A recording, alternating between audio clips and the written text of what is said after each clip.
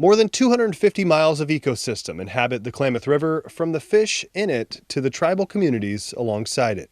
We rely on a healthy environment, and humans only thrive if we have a healthy environment around us. Fish parasitologist Sasha Hallett has had her hands in the Klamath for 2 decades.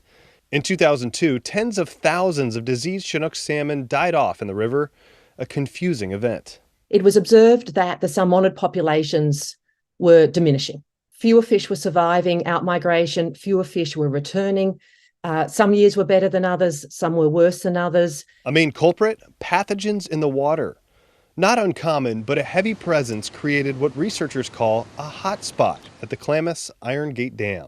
And that hot spot is there because that's as far as those adults can migrate. And that's where a lot of them congregate and release, they die there and they release parasites and whatnot back into the system then. Now there's a zone of high parasite densities that the salmon have to pass through to get out. So they kind of run this gauntlet. And the worms are what underpin that distribution. And so much of my work has been developing models that allow us to predict where the worms are. Julie Alexander is talking about aquatic worms. She's a freshwater ecologist dipping into this current event for the last 13 years. She and Hallett are both part of Oregon State University's Department of Microbiology. They each helped author a newly published paper citing the removal of 4 of the river's 6 dams as beneficial to migrating salmon. It'll keep those fish from being blocked by the dam and having that hot spot. It's amazing for the distribution of worm hosts because those suckers just thrive under stable conditions, a lot like colds and flus. The elimination of the dams won't rid the river of the pathogens, but it gives fish more social distance, if you will.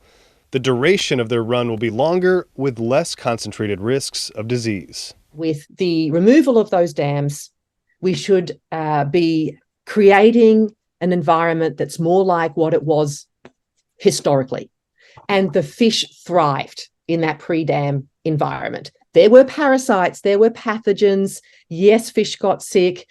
All these organisms were there, but it wasn't out of balance. This complex research and project hopes to tip the scales for years to come, helping the salmon and the tribes. I think this is a really unique opportunity to learn how to fix and integrate living within the resources. It's pretty cool. It's a fascinating ecological puzzle. It's a fascinating social justice puzzle. It's pretty wild. It's going to be amazing to watch it play out. John Goodwin, KGW News.